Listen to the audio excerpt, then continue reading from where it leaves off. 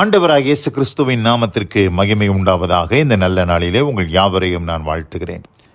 இந்த நாளின் தியானத்திற்கு என்று தெரிந்து கொள்ளப்பட்ட வேத பகுதி அப்போஸ்தலனாகிய யோவான் எழுதின 3ஆம் நிருபம் 2ஆம் வசனம். 3 John verse 2. பிரியமானவனே, உன் ஆத்துமா வாழ்கிறது போல நீ எல்லாவற்றிலும் வாழ்ந்து சுகமாய் இருக்கும்படி வேண்டுகிறேன். ஆமென். பிரியமானவர்களே, நான் வாசிக்க கேட்ட இந்த வார்த்தைகள் அப்போஸ்தலனாகிய யோவானுடைய வார்த்தைகள். இந்த இடத்துல யோவான் இங்கே ஒரு மனுஷனுக்காக ஜெபம் பண்ணுகிறத நம்ம பார்க்கிறோம். அந்த மனிதனை எப்படி கூப்பிடுகிறார்? பிரியமானவனே என்று சொல்லுகிறார். பிரியமான மனுஷன். அந்த மனிதன் யார் என்று பார்க்கும்போது 1ஆம் வசனத்தில் வாசிக்கிறோம். மூப்பனாகிய நான் சத்தியத்தின்படி நேசிக்கிற பிரியமான காயுவுக்கு எழுதுகிறதாவது. காயஸ். இந்த காயு என்கிற தேவ மனுஷன் இந்த சபையில் இருந்ததான ஒரு மூப்பன். இந்த காயுவை யோவான் சத்தியத்தில் வழிநடத்தி அவரை மறுபடியும் அவர் கர்த்தருக்குள் மறுபடியும் பிறக்கத்தக்கதாய் அவரை பெற்றெடுத்த ஆவிக்குரிய பிள்ளையாக பெற்றெடுத்த ஒரு மனுஷன்தான் இந்த காயு. இந்த காயு எப்படிப்பட்டவன்? ஆவிக்குரிய வாழ்க்கையில் அவன் ஆரோக்கியமுடையவனாக காணப்படுகிறான். ஆரோக்கியம். அதனால்தான் இங்கே யோவான் சொல்லும்போது சொல்கிறாரு, பிரியமானவனே உன் ஆத்துமா வாழ்கிறது போலன்னு சொல்கிறார். ஆத்துமா, ஆவி, ஆத்துமாவில் அங்கே காயு எப்படி இருக்கிறாரு? ஹேலன் ஹெல்த்தியாக இருக்கிறார். அவருடைய ஆவிக்குரிய வாழ்க்கையில் எந்த விதமான பிரச்சனையும் இல்லை. ஆனால் சொல்லிட்டு என்ன சொல்கிறாரு? நீ எல்லாவற்றிலும் வாழ்ந்து சுகமாக இருக்க வேண்டும். எல்லாவற்றிலும், ஆவிலும், ஆத்துமாவிலும், சரீரத்திலும். அப்போ சரீரம் ரொம்ப முக்கியம் பாருங்கள். அநேக நேரங்களிலே பிசாசானவன் சரீரத்தில் தான் பிரச்சனை கொண்டு வருகிறான். இங்கே பாருங்கள், இந்த காயுவுக்கு சரீரம் ஹெல்த்தியாக இல்லை. அதனால தான் ஆங்கில வேதத்தில் நான் வாசிக்கிறேன்.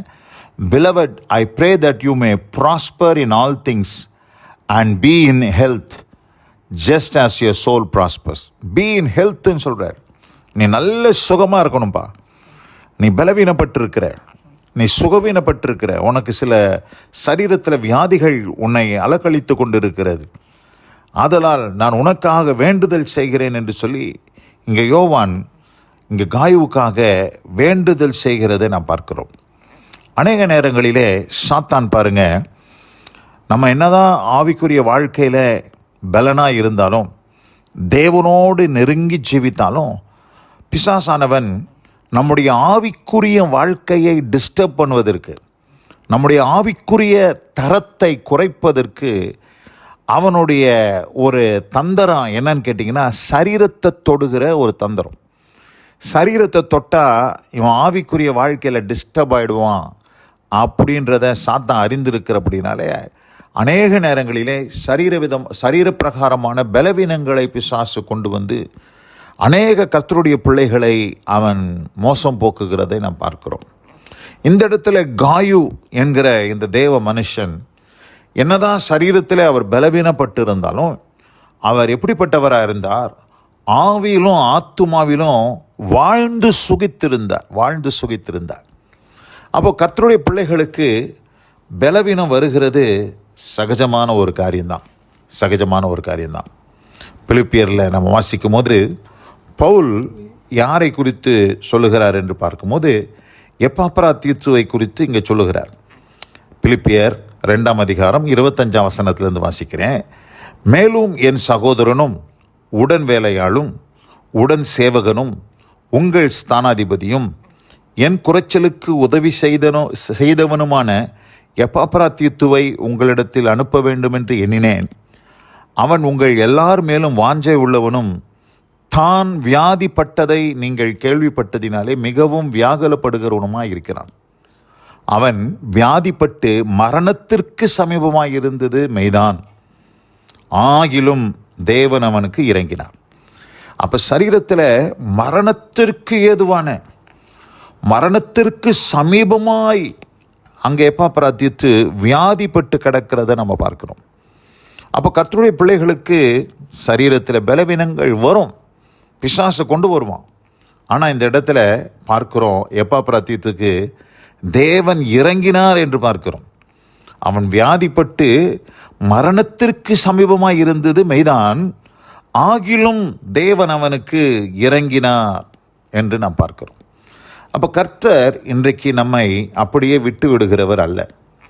அவர் எப்படி நம்ம வாழ வேண்டும் அப்படின்னு தேவன் விரும்புகிறார்னா எல்லாவற்றிலும், அதான் அங்கே சொல்கிறாரு, யோவான் எழுதும்போது சொல்கிறாரு, பிரியமானவனே, உன் ஆத்துமா உன் ஆவி வாழ்கிறது போல நீ எல்லாவற்றிலும் வாழ்ந்து சுகமாய் இருக்கும்படி வேண்டுகிறேன். நீ சுகமாக இருக்கணும், நீ ஆரோக்கியமாக இருக்கணும், உன்னுடைய சரீர பலவீனங்களெல்லாம் மாறணும் அப்படின்றது தான் தேவனுடைய நோக்கமாக இருக்குது. தேவன் நம்மை வியாதியோடு வாழ வேண்டும் என்று தேவன் விரும்பவில்லை. தேவன் எப்படிப்பட்ட ஒரு சுகத்தை ஆண்டவர் கொடுக்கிறார் என்று நாம் பார்க்கும்போது அப்போஸ்தலர் 3ஆம் அதிகாரம் 16ஆம் வசனத்தை நான் வாசிக்கிறேன். அவருடைய நாமத்தை பற்றும் விசுவாசத்தினாலே அவருடைய நாமமே நீங்கள் பார்த்து அறிந்திருக்கிற இவனை பலப்படுத்தினது. அவரால் உண்டாகிய விசுவாசமே உங்கள் எல்லாருக்கும் முன்பாக இந்த சர்வாங்க சுகத்தை இவனுக்கு கொடுத்தது. அங்கே முடவனாய் இருந்த ஒருவனுக்கு ஒரு அற்புத சுகம் கிடைத்ததை நாம் பார்க்கிறோம். அதை குறித்து இங்கே பேதுரு சொல்லும்போது சொல்லுகிறார், உங்கள் எல்லாருக்கும் முன்பாக இந்த சர்வாங்க சுகத்தை இவனுக்கு கொடுத்து. சர்வாங்க சுகம்னா சர்வ அங்கமும், each and every parts of the body, சரீரத்தில் இருக்கிற ஒவ்வொரு உறுப்பும் பலனடைய வேண்டும், சுகம் அடைய வேண்டும். நம்ம அநேக நேரங்களில் நம்முடைய சரீரத்தில் சில பகுதிகள், சில உறுப்புகள் பலவீனமாக இருக்குது. நம்ம அதோடையே கூட நம்ம வாழ்ந்துடலாம் அப்படின்னு சொல்லி நம்ம யோசிக்கிறோம். நம்ம அப்படி யோசிக்கக்கூடாது. நம்ம என்ன யோசிக்கிறோன்னா, இது எனக்கு வந்துருச்சு, இது காலம் பூரா இந்த பலவீனத்தோடு தான் நான் வாழ்ந்துக்கிட்டு இருக்கணும், அப்படி இல்லை. ஆண்டவர் சுகம் கொடுக்க விரும்புகிறார். ஆண்டவர் சர்வாங்க சுகத்தை கொடுக்க விரும்புகிறார். இந்த இடத்துல பிரியமான காயுவுக்கு ஆண்டவர், அவன் ஆவிக்குரிய வாழ்க்கையில் பலனாக இருந்தான், ஆனால் சரீரத்தில் பலவீனமாக இருந்தான்.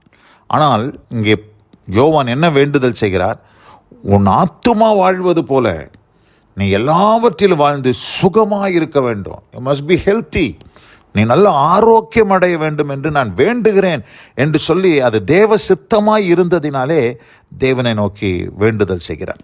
தர்மையான இந்த நல்ல நாளில் கூட ஒருவேளை இந்த செய்தியை கேட்டுக்கொண்டிருக்கிற அன்பான சகோதரி சகோதரியே, ஒருவேளை நீங்கள் ஆண்டவருக்குள்ளே நல்லா இருக்கலாம், பலனாக இருக்கலாம், தேவனோடு நெருங்கி ஜீவிக்கிறவர்களாக இருக்கலாம். ஆனால் உங்கள் சரீரத்தில் சிலருக்கு சில பலவீனங்கள் உங்களை மேற்கொண்டு உங்களை அலக்களித்து உங்களை டிஸ்டர்ப் பண்ணி கொண்டு இருக்கிறத நீங்கள் உணர்றீங்க. நீங்கள் சோர்ந்து போகாதீங்க. ஆண்டவர் காயுவுக்கு ஆண்டவர் சர்வாங்க சுகத்தை தந்து எல்லாவற்றிலும் அவன் வாழ்ந்து சுகமாய் இருக்கும்படி யோவான் விரும்பினது போல இந்த நேரத்தில் கூட ஊழியக்காரனாகி அடியான் உங்கள் ஒவ்வொருத்தருக்காக நான் ஜெபம் பண்ணுறேன். உங்கள் ஒவ்வொருவருக்கும் தேவன் சர்வாங்க சுகம், சர்வ அங்கமும் சுகமடைய தேவன் கிருபை செய்வாராக. இந்த அருமையான இந்த நல்ல நாளிலே இந்த வசனத்தை கேட்ட உங்கள் ஒவ்வொருவருக்கும் தேவன் அப்படிப்பட்ட அனுபவத்தை தந்தருளி ஆசீர்வதிப்பாராக. God bless you all. Amen, amen. நாம் ஜெபிப்போம். எங்கள் அதிகமாய் நேசிக்கிற எங்கள் அன்பின் பரலோக பிதாவே, பிரியமானவனே, உன் ஆத்துமா வாழ்கிறது போல நீ எல்லாவற்றிலும் வாழ்ந்து சுகமாய் இருக்கும்படி வேண்டுகிறேன் என்ற வார்த்தையின்படி இந்த காயு அவன் பலவிதமான ஆவிக்குரிய வாழ்க்கையில் பலனாக இருந்தாலும் சரீரத்தில் பலவீனமுடையவனாயிருந்தான்.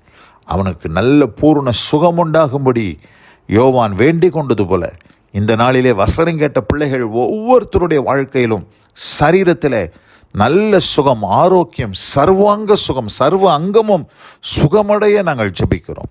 ஆசீர்வதித்து காத்துக்கொள்ளும். இயேசு கிறிஸ்துவின் வல்ல நாமத்தில் பிதாவே. ஆமென், ஆமென்.